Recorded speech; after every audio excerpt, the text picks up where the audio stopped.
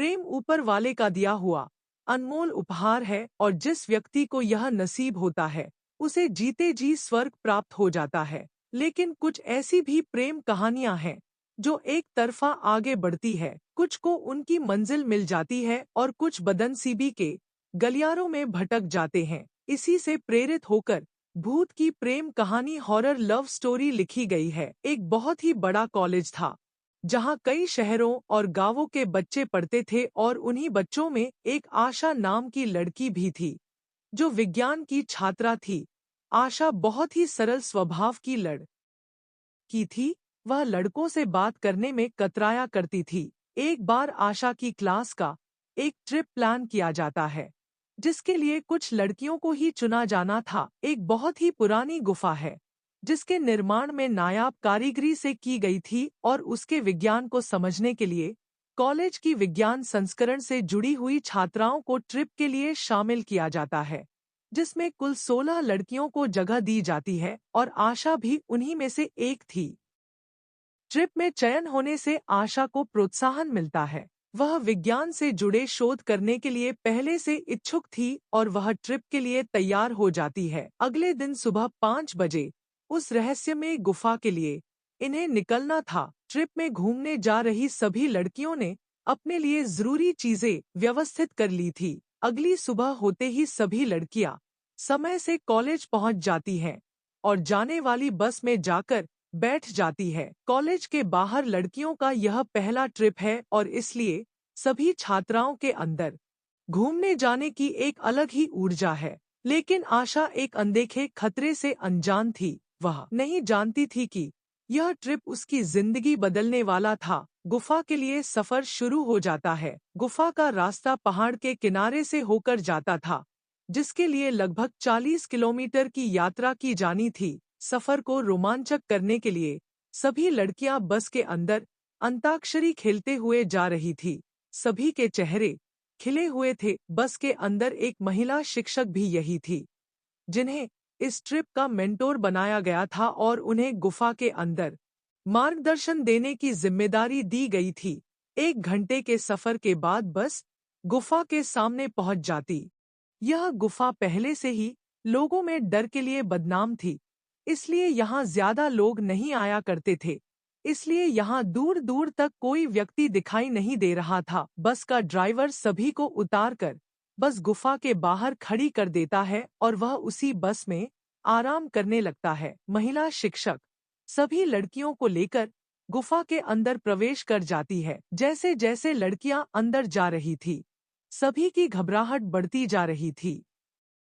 गुफा के अंदर कई पक्षियों ने अपना ठिकाना बनाया हुआ था और इनके जाने से पक्षी मंडराने लगते हैं।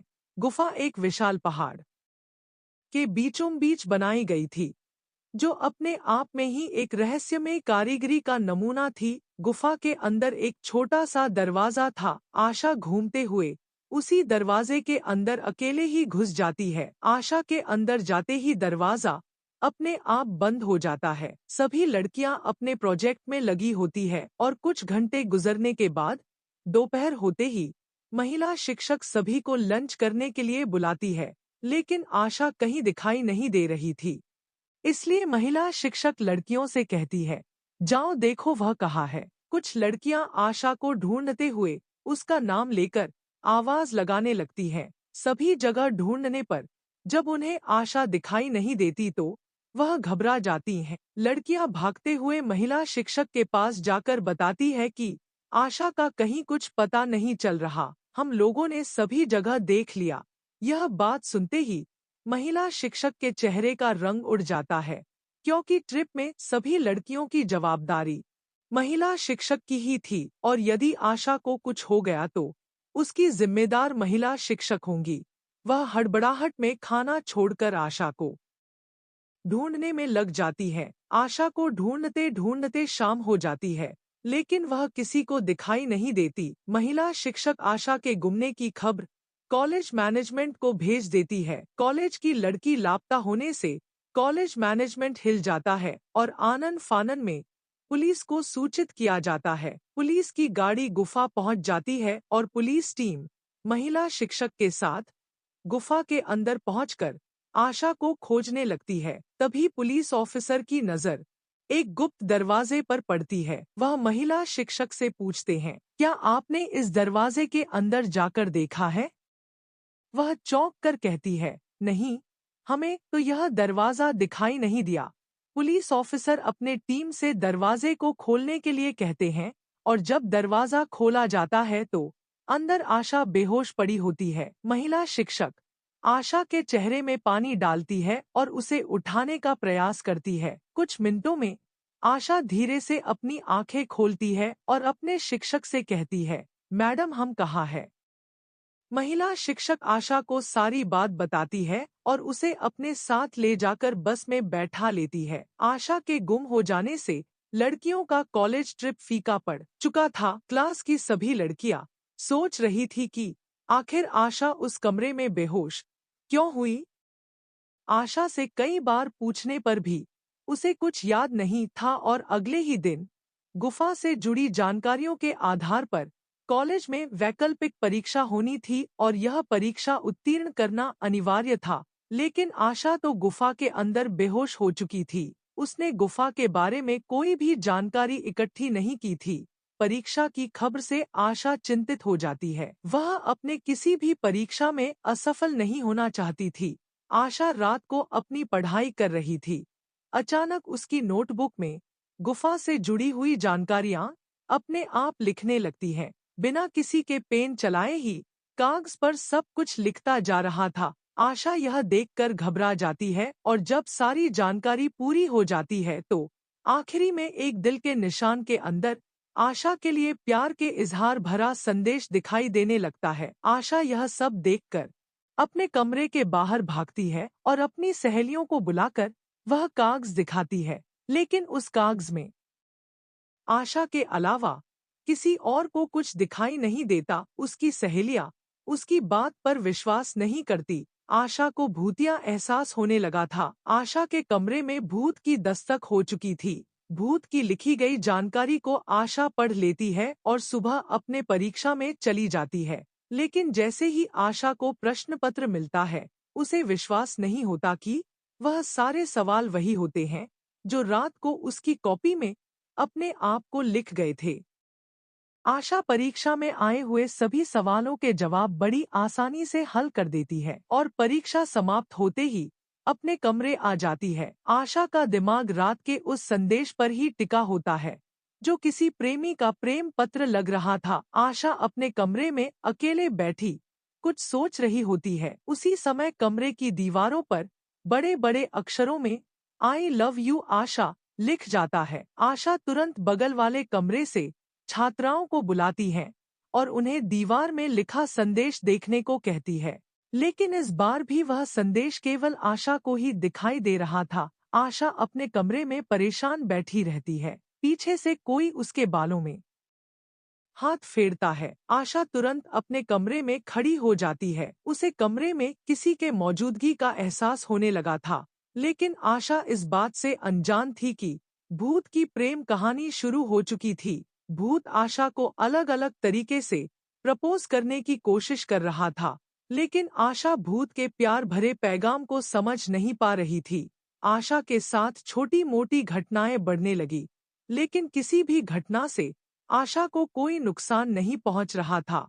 इसलिए वह इस बात से निश्चिंत थी कि उसे कोई हानि पहुंच सकती है। आशा के माता पिता उसकी शादी करने के लिए लड़का देख रहे थे और उसी के चलते एक बहुत ही अच्छे घर का रिश्ता आशा के लिए आता है। आशा भी रिश्ते से खुश होती है। आशा के माता पिता उसे एक दिन के लिए गांव आने को कहते हैं। आशा शहर के हॉस्टल में रहती थी और उसका गांव 15 किलोमीटर दूर था। सुबह होते ही आशा अपने गांव पहुंच जाती है। दोपहर के वक्त वर पक्ष के लोग आने वाले थे, जिनके स्वागत के लिए व्यंजनों की साज सजावट की जाती है और कुछ ही पलों के इंतजार के बाद लड़के वालों की गाड़ी आशा के घर के दरवाजे के सामने आकर खड़ी हो जाती है। लड़का बहुत ही सुंदर दिखाई दे रहा था। आशा उसे देखते ही मोहित हो जाती है और मन में ही उसे अपना पति स्वीकार कर लेती है। आशा शादी के लिए अपना मन बना चुकी थी। अब इंतजार था तो सिर्फ लड़के की हाँ का। आशा बहुत ही सरल स्वभाव की लड़की थी, इसलिए वह लड़के को पहली नजर में ही पसंद आ जाती है और लड़का आशा से शादी के लिए हाँ कह देता है। लड़के वालों की तरफ से हाँ होते ही आशा के घर में खुशियां की लहर दौड़ पड़ती है। 2 माह बाद दोनों की शादी का मुहूर्त निकाला जाता है। शगुन के तौर पर लड़के वाले आशा की ओली में कुछ पैसे और उपहार डालते हैं। आशा इस रिश्ते से बहुत खुश होती है, लेकिन आशा की खुशियां कुछ ही क्षणों की मेहमान थी। एक फोन कॉल से आशा की दुनिया उजड़ जाती है। जैसे ही उसे पता चलता है कि जिस लड़के से रिश्ता तय हुआ था, कुछ ही दूर जाने के बाद उसकी गाड़ी का एक्सीडेंट हो गया है और उस लड़के की मौत हो चुकी है। शादी होने के पहले ही आशा का दुल्हा उससे छिन गया था, क्योंकि एक ऐसी अदृश्य शैतानी ताकत है जो नहीं चाहती कि आशा किसी और के रिश्ते में बंधे। आशा के ऊपर भूत की दहशत के बादल मंडराने लगते हैं। आशा को हल्की सी सनसनाहट के साथ कुछ अजीब आवाजें सुनाई दे रही थी, जिसमें उसे दोबारा उसी गुफा में आने को कहा जाता है जहां से आशा के पीछे वह भूत पड़ा था। आशा पूरी तरह सम्मोहित होकर उसी गुफा की तरफ अकेले जाने का फैसला करती है। आशा अपने घर से कॉलेज के नाम पर निकल जाती है, लेकिन वह सीधे गुफा की तरफ जा रही बस में बैठ जाती है और 1 घंटे के सफर के बाद वह गुफा के सामने पहुंच जाती है। गुफा के अंदर प्रवेश करते ही आशा को सामने एक भूतिया प्रतिबिंब नजर आता है जो आशा की तरफ गुलाब का फूल लेकर बढ़ रहा था। आशा अपनी जगह में मोम के पुतले की तरह खड़ी हो जाती है। आशा अपनी मानसिक चेतना खो चुकी थी और उसी समय वह भूत आशा के सामने आकर अदृश्य हो जाता है और आशा जोर जोर से हंसने लगती है और थोड़ी ही देर में उसकी आंखें बंद हो जाती हैं और जैसे ही वह आंख खोलती है वह एक अलग ही दुनिया में पहुंच जाती है। आशा एक भूत की बाहों में बाहें डालकर खूबसूरत मौसम का लुत्फ उठा रही थी। आशा को ऐसा लग रहा था कि जैसे उसे स्वर्ग मिल गया हो। आशा इस माहौल को कभी खत्म नहीं होने देना चाहती थी और देखते ही देखते आशा को इसी माहौल में रहने की आदत हो जाती है और वह हमेशा हमेशा के लिए अपनी ही दुनिया में भूत की प्रेम कहानी का सार बन जाती है। आशा को इस माहौल में रहते हुए कई साल गुजर चुके होते हैं। दरअसल उस दिन के बाद से आशा अपना मानसिक संतुलन खो चुकी थी। कई जगह उसका इलाज करवाने के बाद जब उसकी दिमागी हालत में सुधार नहीं हुआ तो उसके परिवार वालों ने उसे पागल खाने में भर्ती कर दिया था। लेकिन वह आज भी अपने प्रेमी भूत के साथ प्यार के समुंदर में गोते लगा रही है। आशा के इसी भूतिया रहस्य के साथ यह कहानी समाप्त हो जाती है। तो दोस्तों, अगर आपको यह कहानी पसंद आई तो इस वीडियो को लाइक करें, शेयर करें और हमारे चैनल को सब्सक्राइब करना ना भूलें। तो मिलते हैं आने वाली नई वीडियो के साथ। तब तक के लिए मैं लेती हूँ आपसे अलविदा। जय हिंद, जय भारत।